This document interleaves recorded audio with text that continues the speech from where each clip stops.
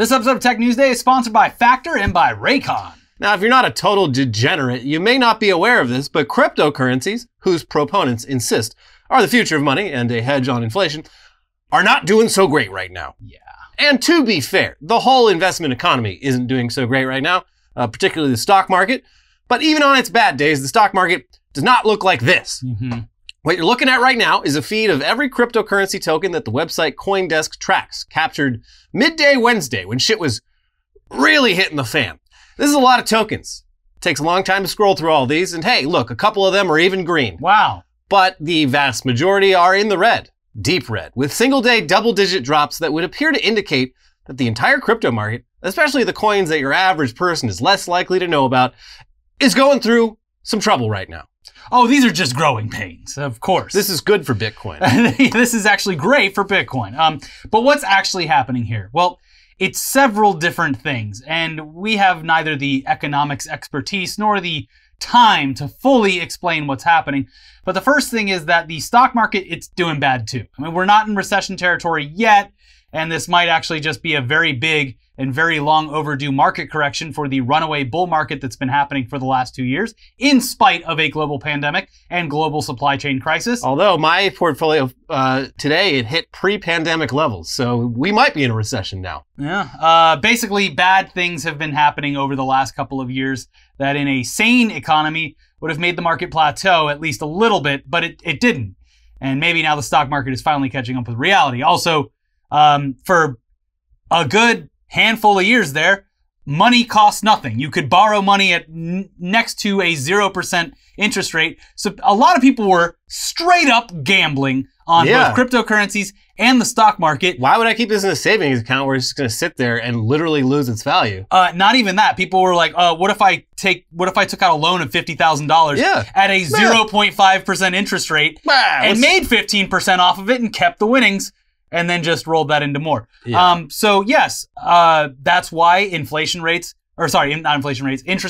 have been rising in order to try and stop all of that spending. But what's also driving the stock market's downturn, like we said, rising interest rates, aka borrowing money, is now getting more expensive. Also, inflation is way higher than they could have predicted or even thought. Specifically, in categories that seem to be vital. Yeah, and that's another inflation like the stock market. I think it's really just kind of catching up with reality. You know, you can only pretend for so long that things are perfectly fine. In a global supply chain crisis, the spending power of $1 is going to decrease in general. And in the middle of a fucking war involving a country that exports most of the oil in the world, the spending power of $1, especially at the gas pump and in any industry that depends on crude oil, it's going to be weaker. And if you weren't worried before this week, well, baby, there's a formula shortage. Yeah. So well, when parents can't feed their children, that's also a really big problem. I don't see what the problem is. You use your tits. What's that's my opinion as a man. Why don't you just use the breast milk God gave you? Anyway, you're welcome. Yeah, there was a discussion on NPR the other day where they were interviewing parents who were driving hundreds of miles to get their brand of formula because it was out of stock with supermarkets having no idea when it was ever going to come back. Now they're trying to get one of the factories that produced this in the past back up to speed. And they're like, okay, well, if we really put a lot of effort into this, we can have everything back online and running and producing formula within, it was like 3 or 4 weeks. But that means that it's going to be at least 8 to 10 weeks before that formula hits the shelves. So everyone's just like, great. And meanwhile, Joe Brannon's just like, we own Ukraine now. Yeah, 41. Enjoy fighting our proxy war. But yeah, we're talking about crypto here, right? Not stocks and baby formula and the value of $1. We are talking about crypto. Yes. And, you know, as much as crypto has been pitched as a hedge against stock market downturn and general market downturn, it turns out there's a lot of correlation there.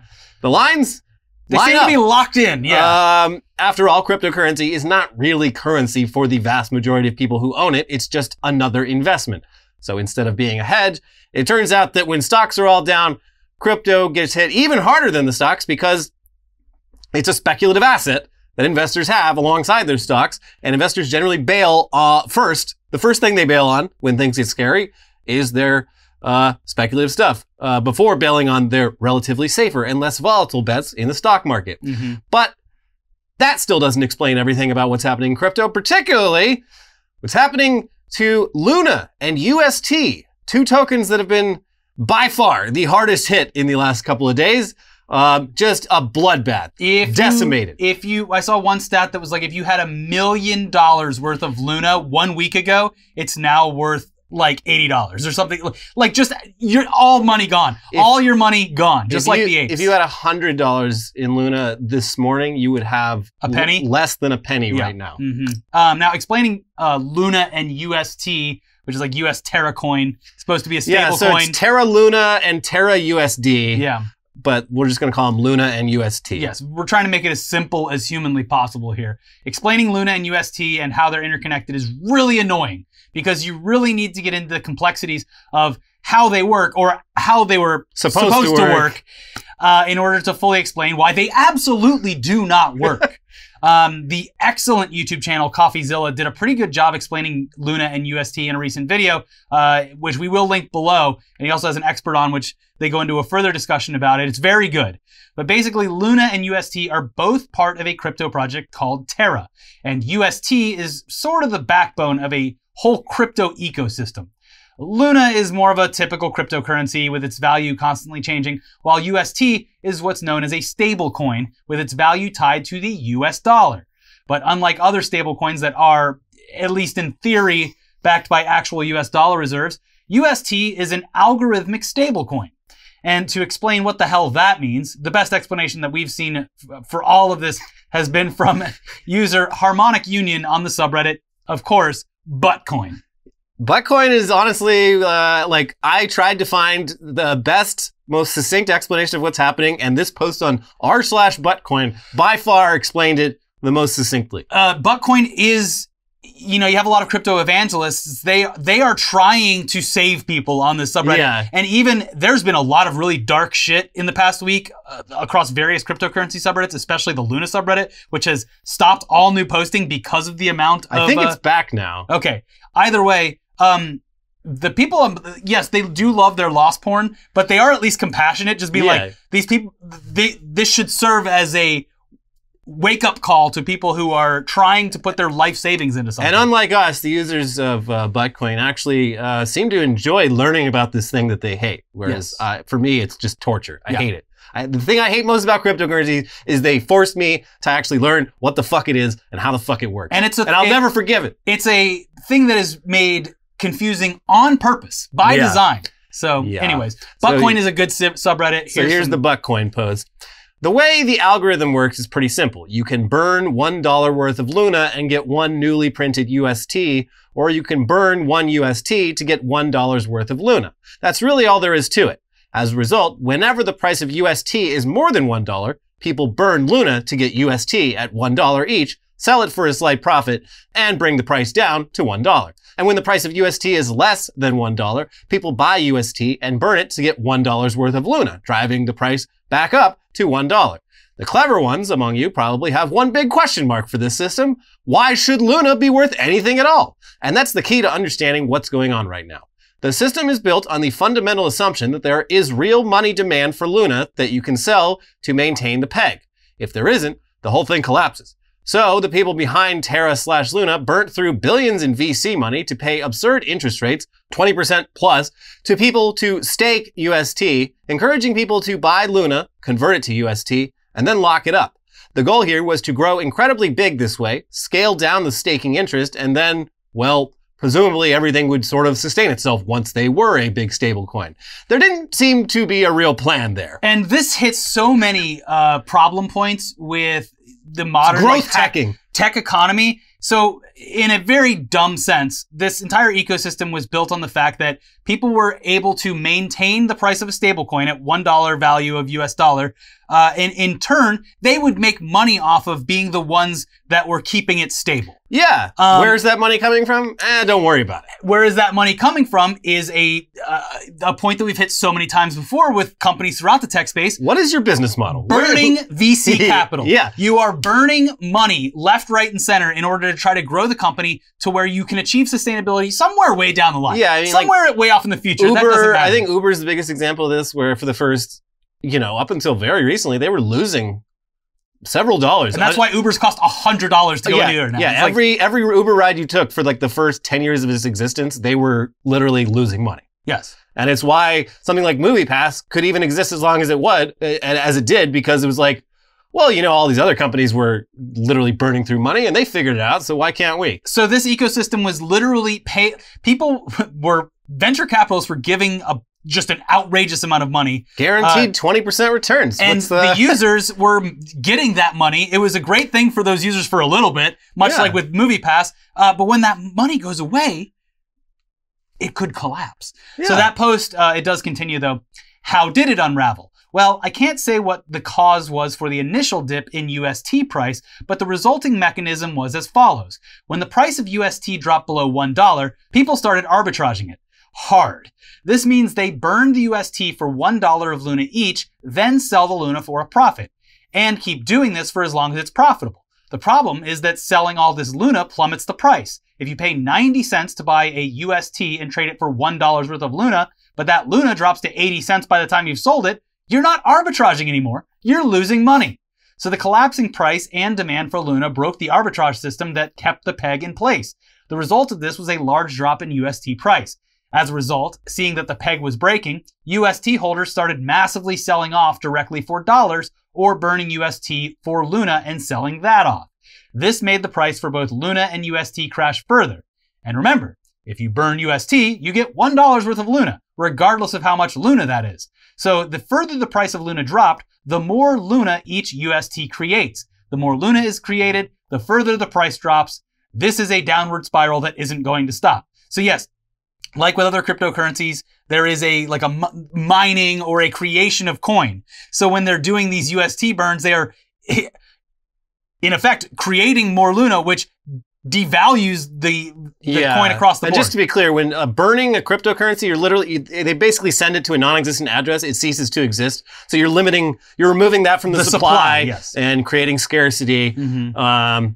But yeah, it's a system that when it works, when everybody is playing along, it works great. As soon as, it's like a superhero movie where they're trying to keep all the power into some orb. And they're using all of their force to do it. And then it finally escapes and all hell breaks loose. Basically, yeah, it's, I mean, it really, Again, complicated on purpose. And that's why people who were investing in this thought they were very smart. Yeah, you just don't get it. You just don't realize, y'all don't seem to understand that you can use one slurp juice or 3 slurp juices on 1 ape, which gives you 3 new alpha apes.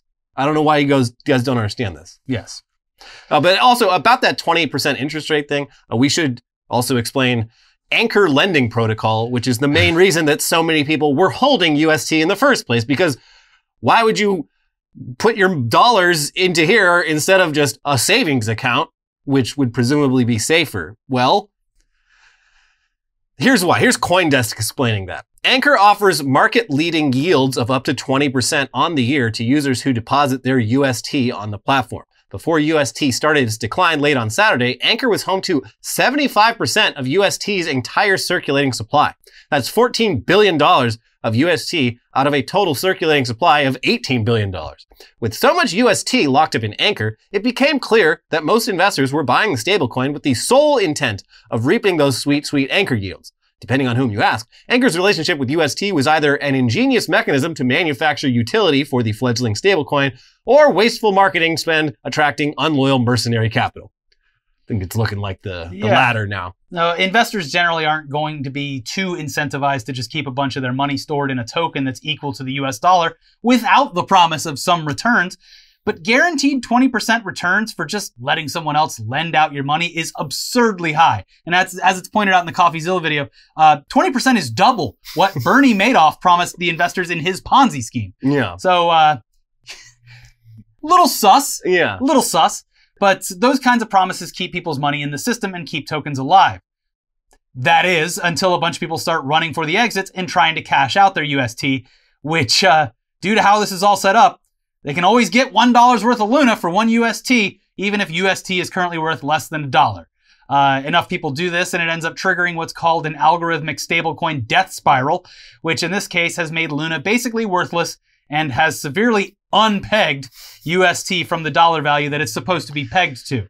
And there's probably a bunch of people who were very aware that this could happen, but were definitely enjoying their yields, and were just like, let's see how long this lasts. So it's still, I think, unclear exactly, if this was a coordinated thing or just naturally a stampede running for the exits. But Do Kwon, the really cool guy behind Terra and Luna, the person who seems like a great the guy being. Who just laughed at all the poors for questioning his and also his wisdom before he previously, like a couple months ago, some guy made like a long thread being like, "Sir, please listen to me. Like, you're leaving your cryptocurrency vulnerable to this specific type of attack, which I will outline here." And he's just like, "Yeah, whatever, hater, loser." Also, he was apparently behind yet another failed stablecoin as well. As all this was happening, I don't know. I don't remember who finally unmasked him. It was some exchange, but they're like, "Oh yeah, by the way, so the guy behind Terra Luna." Turns out he was also the anonymous creator of this previous stablecoin that collapsed in a very similar way. So, yeah, and there's cool. There's a lot of finger pointing on purpose with a lot of like rumors going around. And look, I don't know, but there's the main rumor seems to be that it's specifically BlackRock and Citadel. There hasn't been any like proof of that, though. And it's a constant narrative it's that like, these the are big the banks companies are trying to take down crypto. Exactly, these are the ones that were trying to short GameStop and all of that. So the one thing that they're looking for is a scapegoat to prove that they're not stupid or like, that it wasn't malicious. Even if that is true, that's still a fatal flaw in your system that, sorry, it's wow, this can be exploited in this way? Oh, wow. That's the problem with like so much of this like cryptocurrency code is law shit is like, it never takes that long for someone to find some way to fuck it up. Like at least with Bitcoin, like the whole thing is such a simple, like limited, concept that it's a lot harder to fuck with it. But like all these newer tokens, they have like, all this weird logic happening to it with the stable coin and there might have been some coordinated thing where people are like, look, we've taken all this VC money. It's time to get out while the getting out's good. And then it's literally the meme of that tiny little domino and getting to the giant one where it's just like any instability in this is going to immediately ruin it. I think the death spiral. The thing with Bitcoin, though, is that I think it's, if any, there's only like 5 main mining groups running like 90% of Bitcoin's mining. And it's like, if enough of them were willing to like team up, they would gain full control over the blockchain and kind of do whatever the hell they want with it. So yeah, there's, there's always issues here. But so when we say that it was unpegged from the US dollar, it means it's no longer worth $1. But how much less than $1 are we talking about? How unpegged has UST become? Well, as of Thursday morning, and that was a few hours ago, so these numbers aren't even correct as of now, but as of Thursday morning, UST was worth around 37 cents, which is, it's a lot less than $1. Yes. But those losses are nothing compared to Luna, the main victim of this death spiral, which on Thursday morning was going for around 2 cents. And I checked right before we started filming, it's down to 1 cent. So for context, Luna was worth around $80 a week ago. It peaked around $116 a little over a month ago. So if you had $1,000 worth of Luna at its all-time peak last month, you would now have, I wrote 17 cents in the script, but it would be, I guess it would be closer to 8 or 9 cents now. Out of $1,000. Poof. The number continues to go down. So I don't know, by the time this video goes up in a few hours from now, it'll probably be even less than that. Basically, if you had any money in Luna, it's gone. If you had any money across the cryptocurrency space, I know that today had like a slight rally with Bitcoin, but slight rally meaning it's up a little bit from just a like if you look at it on like the daily scale, it's like, oh, it's up. But if you zoom out, it's like no, keep zooming. Like it is nuts. I saw a great post. It was because Eric Adams, the mayor of New York, he's like, yeah, I'll be taking my like half his paycheck in Bitcoin or some shit. And so someone did the math. They're like, those first few paychecks, he literally made negative money on it because you get taxed on the value you are paid in Bitcoin when you're paid in Bitcoin. And because it's fallen so much, like he literally owes taxes literally over leveraged on tax losses. Yeah. Like that's what's crazy about when they announced that law last year. And it's just like, even like if you had any money left last December, and it's like, you should really take a good long look at this now because, like we said, 1/8, now you're going to get taxed on that as if it's something else. And obviously that whole thing's fallen through too. So, yeah, a lot of bad shit going on. Matt Damon has blood on his hands. It's like, there's a lot of people to be mad at here, but Matt Damon is unfortunately near the top. He, fortune favors the brave. Does it though, Matt? At least in the case of Matt Damon, it's clear that he was hired on for a TV commercial. Yeah. Which is... He was paid in US dollars. There's a lot of celebrities who are out there on the front lines doing a lot of work with a lot of cryptocurrencies. Yeah. Snoop Dogg comes to mind, who has his hands in a bit of everything. Yeah, he stays But that's busy. the thing is like a lot of celebrities just like have their agents come to them and they're like, hey, look, here's this commercial. You want to do it for, I don't know, $250,000? And then, oh God, like a week ago was the SafeMoon thing, which I haven't even looked into that deeply, but that was another one. I think SafeMoon was more of a scam, but that was another Bitcoin that was being heavily pumped cryptocurrency. Heavily pumped by influencers online and stuff as like, it was like Jake great Paul investment. That one totally collapsed. I don't know how much that affected the wider market, but that one should have raised alarm bells when they were like, I forget which country it was, but they're like, we're all going to like the Gambia or something like that. And we're going to turn their economy into SafeMoon. Okay. Yeah. Anyways, for the vast majority of people, because we all know that cryptocurrency, specifically, very small community actually, for the vast majority of people out there whose lives aren't affected at all by any of this, this might seem pretty funny. You're laughing. And it definitely kind of is. And if you are someone who like, a lot of people messed around with Dogecoin or, GameStop. That's not a cryptocurrency, but you get what I'm saying. If you lost some money, not life-altering money, you should use this as a lesson in life. It's an expensive lesson, but it's a lesson nonetheless. You all got to learn at some point. Because it could be a lot worse. Yeah. So anyways, a lot of real ordinary people had their money tied up in Luna. Because line only go up and everyone wants financial independence, right? To the moon. They had their money tied up in Luna and UST because they saw it as a pathway to wealth. And those people are very fucked. The subreddit for the Terra community has been an absolute pit of despair this week. And it's been full of suicidal posts from investors who have lost everything. Very sad stories. There's posts even in stock market threads because of the downturn in the market as well. Yeah. There's also a lot of presumably the same people who previously would have told you to have fun staying poor if you criticize their investments. So, I mean, you don't have to feel especially bad for them, but have, I guess, a little bit of empathy for the human aspect of losing everything. It is important to remember that the biggest victims of all of this are normal people who simply wanted greater financial independence and ended up getting essentially scammed. Yeah, there's a really good episode of the Chapo Trap House podcast from this week. Ben McKenzie. Yeah, before it was from the OC. And it was before the big crash, like right before. Amazing. They need to have him on immediately after that. But yeah, they had Ben McKenzie, the actor from the OC, who's also like and Gotham. He's done other things. And Southland. And yeah, he's like one of the biggest. Like he's very, very smart. He almost became an economist instead of an actor. And he's a big crypto skeptic, but Felix from the Chapo podcast, he explained the desire for people to get into these kind of things pretty well by saying it's like, our parents all bought their first house for $20,000.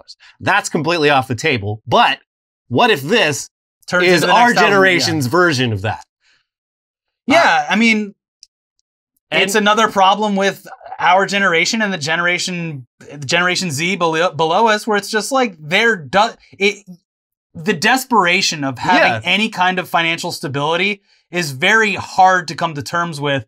And you want things to be not even as easy as your parents had it, but just a break every once in a while. Yeah, you want just a chance because, you look at how much money you're making and how much money you're spending. And you're like, this is fucked. I'm never going to retire. I'm never going to own property.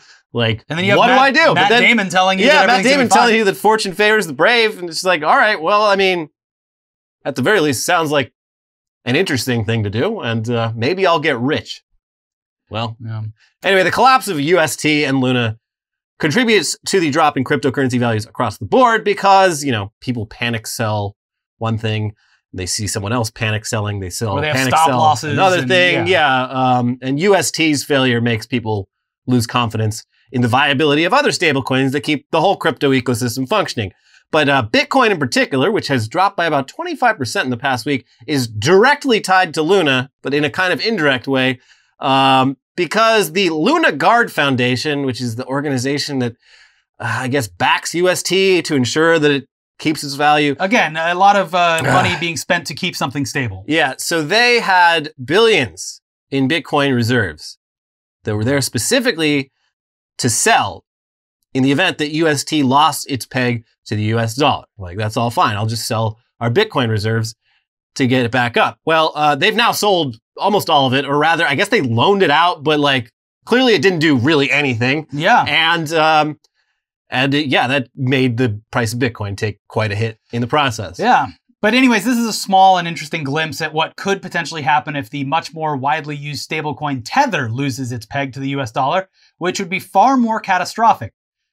Tether, luckily, isn't algorithmic like UST. It's backed by real cash reserves, supposedly.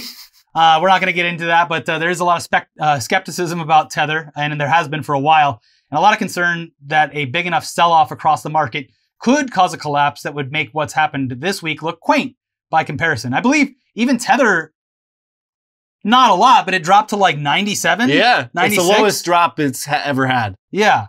So that fear is also likely one of the factors behind why so many people are trying to exit the crypto market right now, because as much of a shit show as this is, the next shit show could be much, much worse. And it's also, people actually, they need fucking money right now that is tied up in this because of inflation, liquidity, and a million other things. At least with a stock, there's some bit of safety net. If you invest in companies that actually do things. Yeah, it's like, I don't think the Coca-Cola company is losing its market dominance anytime soon. Yeah, exactly. Even if they're going through something right now. Down, but probably not going to go away for a while. Yeah, I think we're going to be in a bit of a bear I've market certainly learned some lessons over the past 6 months with my retirement account. And seeing that drop, I learned a lesson to not look at the phone because it's going to be 30 years from now that I can even touch it. So. Like a real smart person, I maxed out my IRA contribution. Day one, January 1st. Yep, and it lost all of, basically the money that my maximum contribution was gone by a month in. All my contributions And these gone. are all just like fucking ETFs. I'm tracking indexes, and even that is just like, where'd my money go? Yeah. I have a target date fund or some shit. I don't know. Whatever. Anyway, of course, none of this means that crypto is dead. There's been several crypto market crashes over the last few years, which the market has mostly bounced back from, or at least the big coins have. Though this one is almost certainly the worst one so far. The other ones were kind of just like panic selling. It was sort of like a long pump and dump. But this is like, there's actual like systems influencing what's happening here. It's a lot more complex. Everything that we've seen this week and probably going forward makes 2017 look so quaint in comparison, where it's like, oh, this coin lost like $200 in value. Well, anyway. I had $300 in this coin, and now I don't have anything. It's like, a lot of people lost their homes because they took out 0.5% loans against their fucking houses on a surefire bet. It's really fucked up. It's extremely fucked up. A lot of people were playing with house money. They weren't investing their own money. They were, because of the low interest rates, getting loans to buy more crypto. And now that money's gone, and they still owe that money. It's real bad. So it is kind of interesting how all this is happening almost exactly a year after the last crypto that most people remember, Dogecoin, was going up and up and up until it crashed back down to earth, literally right as Elon Musk was hosting SNL and being really bad at it. And speaking of Elon, his purchase of Twitter, it still isn't finalized, but he's been openly brainstorming. Just throwing all the spaghetti at the wall and seeing what's he's got a lot of ideas on how to improve Twitter. And one of these big ideas is apparently to bring back Donald Trump, who was, of course, permanently banned after the January 6th U.S. Capitol insurrection. And it's a move that everyone saw coming. Yeah, and, of course. As far as shit posters go, he's the king. It is entertaining to read his tweets.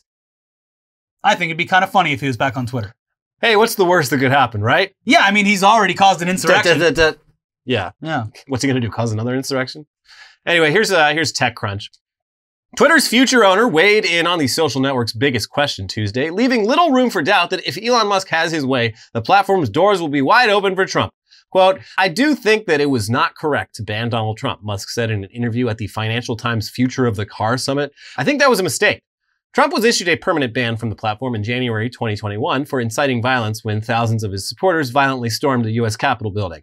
Musk went on to explain his belief that banning Trump, quote, alienated a large part of the country and did nothing to silence the former president. A dubious claim, given that the country closely tracked Trump's nonstop Twitter activity for 4 straight years. Banning Trump from Twitter didn't end Trump's voice, Musk said. It will amplify it among the right, and this is why it is morally wrong and flat out stupid. For now, Musk seems to be buying the former president's claim that he has no interest in returning to his former social network of choice, where he once communicated directly to nearly 90 million followers. For now, Trump is spending his days on his own fledgling social app, Truth Social. And it's like, yeah, what are you talking about, Elon? Like, literally, it did silence him. It worked. And also, if it didn't silence him, why would you care? Yeah, also, like, the ban was pretty justified considering he inspired an insurrection on the U.S. Capitol. Yeah, I think that is a bannable offense. I understandably so. Yeah, still. Dude cranked out some bangers in his day. Yeah, he really did. Yeah. And now those aren't even actually archived. I mean, they are kind of, but with the account being suspended, you can't like retweet them. Well, if he gets the account back, they'll probably come back. Oh, what a wonderful day. I'll rejoin. Yeah, and look, so that's the thing. Trump has already come out and basically said he has no interest in coming back to Twitter. We've talked about this. I think that he would eventually. Yeah. He just acts like he doesn't want to be back until, like, because if he said he wants to come back, yeah, then he looks didn't weak. allow him. Yeah. He's instead spending his time on Truth. Or he's not. No one knows, because no one can get on it. Yeah, you don't really hear much about Truth. Mm-hmm. Yeah. But I guess we'll see if that changes once the 2024 election cycle kicks off and Trump inevitably runs for president again. But meanwhile, despite Elon Musk being the richest person in the world, despite Elon already submitting a plan to shore up the $44 billion needed for the deal, he should have waited. It looks like he won't actually be buying Twitter all on his own after all, and has instead secured funding from a bunch of big venture capitalists and also apparently the government of Qatar. Which is pretty ironic if you know anything about how free speech works over there. Yeah. Thank you, the government of Qatar, for helping me buy this free speech platform. You truly are defenders of free speech. He's also got a couple Saudis getting in on it. And that's not even the dumbest, most horrific thing that Elon Musk has said this week. Did you see his comments about the workers in China? I know he said they don't just burn the midnight oil; they burn the 3 a.m. oil. Like they have great work ethic, and not like these lazy Americans. And we got a story kind of about that later in the episode, but it's like, China has terrible working conditions. What the fuck are you talking about? Yeah, I know it's way overused, just like everything else. But the quiet part out loud kind of thing, where it's just like, you want slavery, is what you want. Yeah, which is, I mean, if I was born into wealth in South Africa, apartheid era South Africa, I probably wouldn't say things like that if I came from a society with a caste system in place, essentially. Whose father was directly involved. Yeah, literally sending poor black people into a mine to get emeralds that I can sell in New York City. I would just simply not say anything. If that were me. He didn't just say Americans don't want to work anymore. He was like, you know what I like? You know what system I think is great? The one in China, where they currently can't even leave the factory because of zero COVID. Yeah, I like how over in China, before they can even start pulling themselves up by their bootstraps, they have to actually build the boot. Mm-hmm. Then they can start pulling themselves up by their bootstraps. But we do have more news coming up. But first, this episode is sponsored by Factor. As the weather gets warmer, Factor can help you spend less time at home in the kitchen and more time enjoying the springtime and summer with no cooking, grocery shopping, or dishes. Plus, the perfect health-conscious grab-and-go add-ons like smoothie and juices are available as well. Even without meal planning and prep, you can still eat well with Factor. Factor makes it easy to eat clean 24/7 with fresh, never frozen, prepared meals that are so delicious, you won't believe they're actually good for you. Out of all of like the prepped meal services that I've tried over the years, like this is easily the best. This is, yes, the quality is great. I have eaten so many Factor meals and I have not been disappointed by a single one. Yep. I'm actually like shocked. Like, how is this good? Yeah. So yeah, feel good for summer. Choose from Factor's calorie smart and keto options with built-in portion control as a great tool to help you get fit for summer. Factor now offers 30 meals per week where you can choose from a variety of new meals every week. And on top of that, Factor gives you the option to change it up and select any plan size between 4 to 18 meals per week. Busy schedule for both lunch and dinner? No worries. Add an extra 2, 3, or even 4 meals to your order. Factor saves time by delivering chef-curated meals to your doorstep, eliminating the hassle of grocery shopping and meal prep. Not to mention cleanup. No dishes to wash here. Each Factor meal arrives pre-prepared and ready to eat in 2 minutes. That's even faster than ordering in. And like we said, we've both been eating Factor meals for a while now, and in addition to seriously being the best microwavable meals either of us have ever tried, what's great about Factor is that it tackles the tough stuff, so you don't have to. The registered dietitians and expert chefs work hand in hand to create meals with nutritious ingredients. Factor even knows our preferences. They offer vegan and veggie meals, keto meals, low-calorie options, cold-pressed juices, smoothies, energy bites, plant-based bars, extra protein, veggie sides, and more to keep you fueled and focused all day long. Head to go.factor75.com/newsday120 and use our code newsday120 to get $120 off. That is code newsday120 at go.factor75.com/newsday120 for $120 off. Link in the description as well. And this episode is sponsored by Raycon, makers of great wireless earbuds for whatever it is you're listening to. Raycon's everyday earbuds look, feel, and sound better than ever. With optimized gel tips for the perfect in-ear fit, these earbuds are so comfortable and they will not budge. Trust me. Raycons offer 3 sound profiles to match what you're listening to, plus noise isolation and awareness mode, so you can choose to be immersed in sound or be able to hear your surroundings when you need to. Very important if you're in the city. Yeah, so I rarely leave the house without my Raycons, whether it's just walking around the neighborhood or going shopping. It's much more enjoyable going. Don't talk to me. I've got the Raycons. Yeah, don't bother me. Listen to my podcasts, my music. They're always just a tap away, and I never have to worry about battery life. Yeah, Raycons give you 8 hours of playtime and then a 32-hour battery life. Then when you need to charge, it's super easy. You can even do it wirelessly. And this is a huge selling point. With Raycon, you get the same quality audio as other premium audio brands, but at half the price. Yes, really. But that doesn't mean they won't last. These things are built tough and built to last. It's no wonder Raycon's everyday earbuds have over 49,000 5-star reviews. Check out Raycon's wireless earbuds. My guess is that you're going to want to leave them a 5-star review too. So go to buyraycon.com/newsday today to get 15% off your Raycon order. That is buyraycon.com/newsday to score 15% off. buyraycon.com/newsday. All right, we have a lot more news to cover today, starting with a recent ransomware attack that has been catastrophic for its victim. Usually when we hear about ransomware attacks where a company or organization's computer systems are locked down until a ransom is paid to unlock them, the victim takes a pretty serious financial hit, but ultimately still gets to live to see another day. Now that's not always the case, and a ransomware attack has now caused a 157-year-old university to close its doors. Yeah, here's Gizmodo. A university that originally opened its doors the same year that the American Civil War ended will shut down later this month. Lincoln College administrators have put the blame on a ransomware attack, which they say hindered admissions and fundraising activities during a period when the school was already struggling. Lincoln, a private, predominantly black university that originally opened in 1865, plans to close on May 13th. Based in Illinois, the rural college has suffered from financial troubles in recent years, including a shrinking endowment and dropping enrollment rates due to COVID-19. However, a cyber attack by a ransomware gang in December delivered the finishing blow to the school, the Chicago Tribune reports. The gang's attack encrypted important data, making it difficult for administrators to manage their recruitment, retention, and fundraising campaigns, administrators wrote in a statement recently published to the school's website. Universities need tuition from students to stay afloat.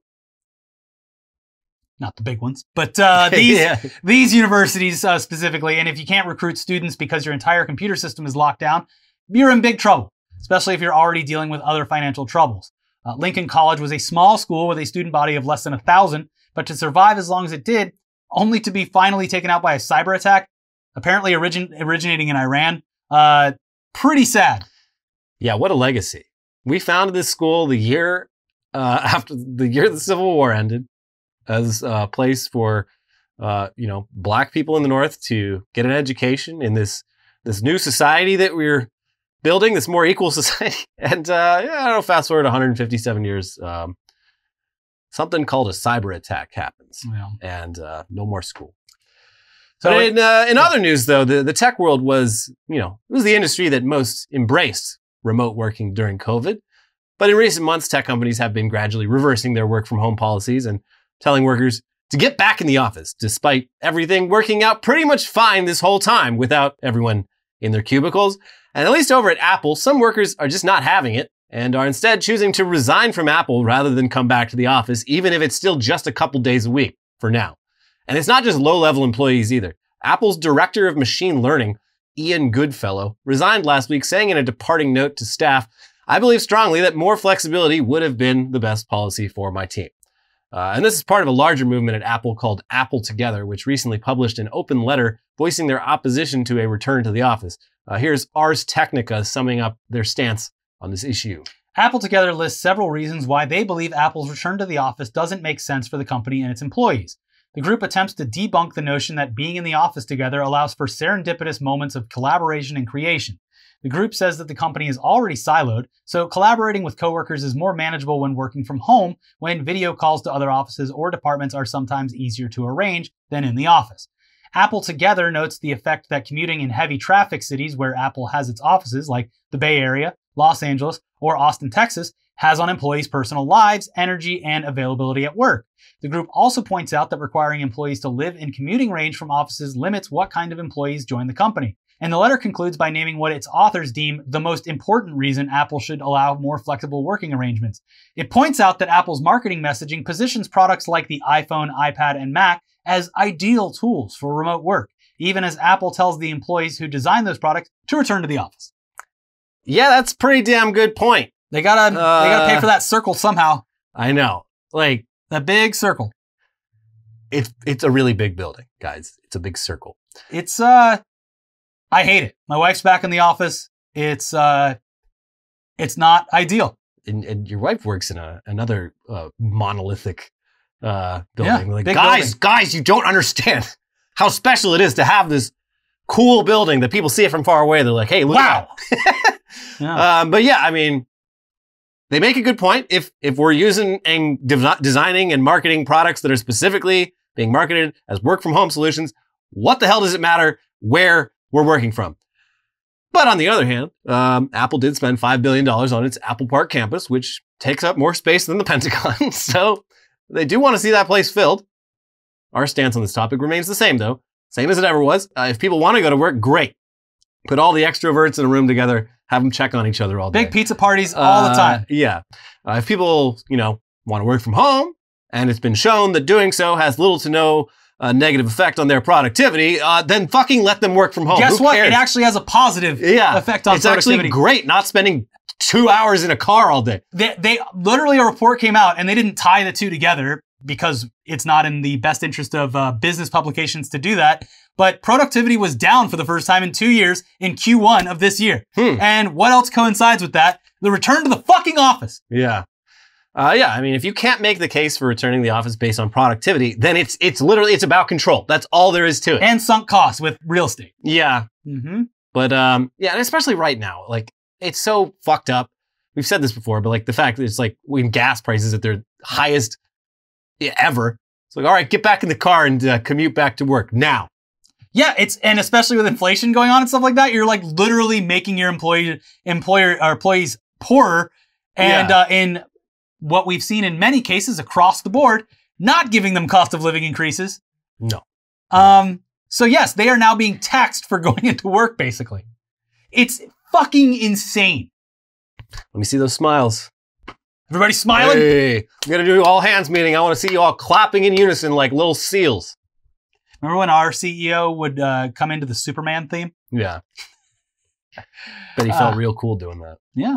But there are plenty of much worse companies to work for than Apple, like TikTok, which was recently covered in the Wall Street Journal in an article about how overworked TikTok's US-based employees are as they struggle to keep up with their counterparts across the Pacific in China.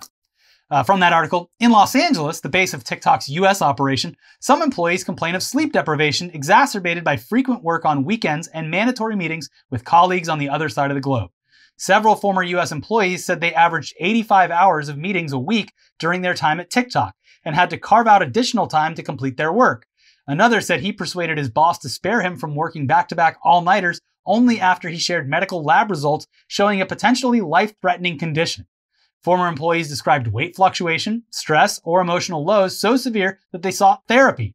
One said she felt such pressure to be present during back-to-back meetings at TikTok that she bled through her pants rather than excuse herself to get a tampon. And here's a couple paragraphs that should sound familiar to anyone who's ever worked at a startup. Many TikTok employees tolerate the hours and lack of work-life boundaries because of the prospect of a payout if its parent company goes public. Quote, "You want to be on that rocket ship," said Pablo Martinez, who was a global account director for ad sales at TikTok until February. Mr. Martinez said he left after he objected to having to work all weekend, even though his project was on schedule, and the response he received from a manager was, "That's not how we do business here."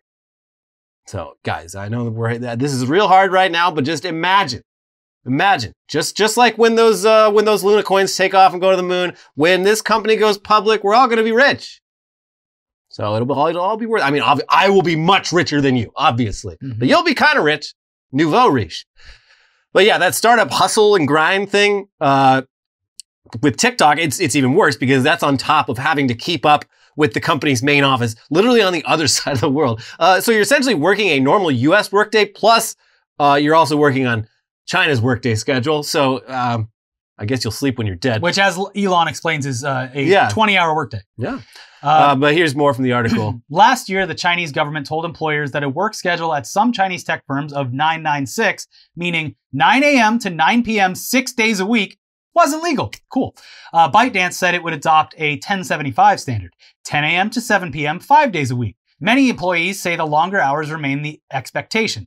Some former U.S. employees of TikTok said that to attend virtual meetings with managers in Beijing, they often had to begin their work week on Sunday afternoon, which is Monday morning in China. Quote, "I actually think I developed a sleep disorder from working so late into the evenings," Chloe Xi, a former employee in California, said in a YouTube video. "Knowing that the majority of the company is awake when I am supposed to be sleeping gives me so much anxiety at night." And on top of all that, apparently TikTok's internal organization is kept a secret, even from its employees, so no one ever really knows who to reach out to about anything. And they'll have multiple teams at different offices, essentially competing with each other over the same work, and that's with or without their knowledge. There's like several examples of people here being like, it took us like a year to realize that there's another team in the New York offices doing our exact jobs, and they're essentially pitting us against each other to like figure out who to lay off in the next round. So yeah, sounds like a real bad time, but hey guys, that's just what happens when you live in a country with barely any labor protections and you're working for a company that's based in another country with a notoriously terrible work-life balance, and you're working in an industry known to work its employees half to death. It's a very unhealthy recipe, and well, it gets things done. We'll say that much. Yeah, well, that's the problem specifically in America, and specifically with the millennial workforce, is they feel bad for not going above and beyond in their jobs. Yeah. Because there has always been that threat of just being laid off because you're expendable completely. We have no protections like our parents' generation and the generation before them. But it is such a funny, like American, specifically millennial thing, because this is years ago. I had friends at a startup where half of the company was in France, and they'd be like, "You can't get a hold of these people." They're like, "Yeah, because they tell you to fuck off when they're done with their job. And if they go on vacation, they don't speak for a month."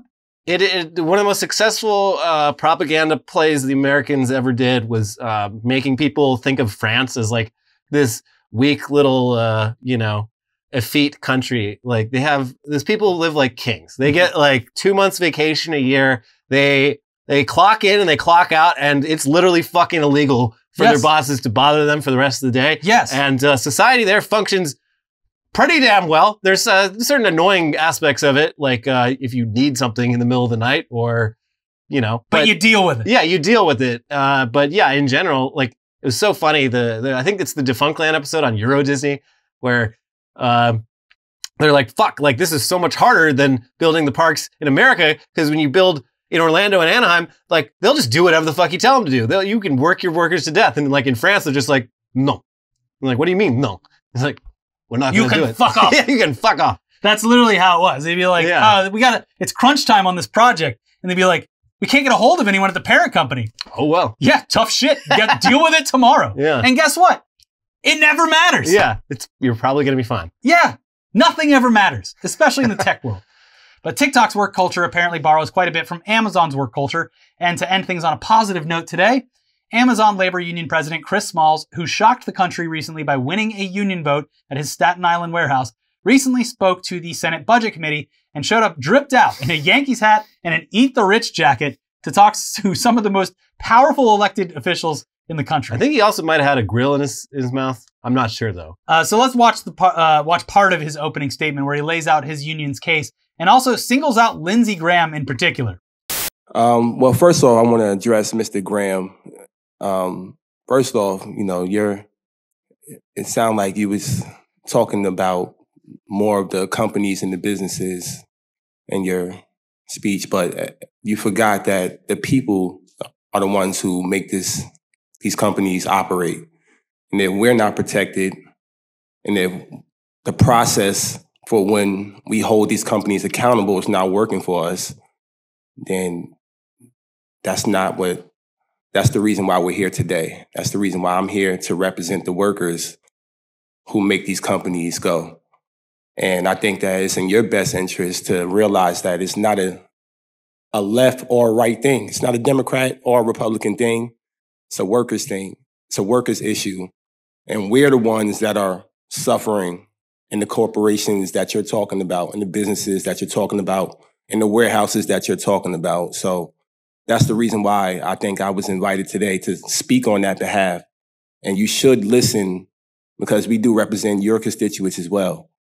So just take that into consideration that the people are the ones that make these corporations go. It's not the other way around. So yeah, there's a longer version of that clip where we'll link it down below, where Chris Smalls goes more in depth about his union's fight for better working conditions and the ways Amazon has repeatedly broken the law and played dirty to try to stop them. So check that out. I love this guy. He the way he frames it, he's like, this isn't politics. It's not a political thing. It's like, literally, I'm just telling you, like, workers create the product, and you can't abuse us. We're asking for a little more respect. Yes. Because without us, you got nothing. That's it for today's very long episode dealing with a lot of cryptocurrency. I hate crypto.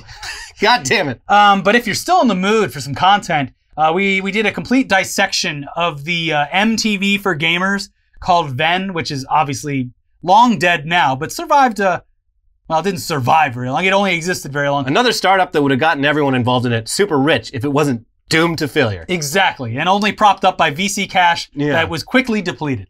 It's a fun episode, so check that out. Also, the best episode we've done in probably a month, the arm penis. If you want to find out about that arm penis and where it is now, you can check the videos over here. Subscribe to the channel. Thank you again, everyone. The fundraiser's now we raised over 30,000. Oh, incredible. You all love you. You're beautiful. We love you.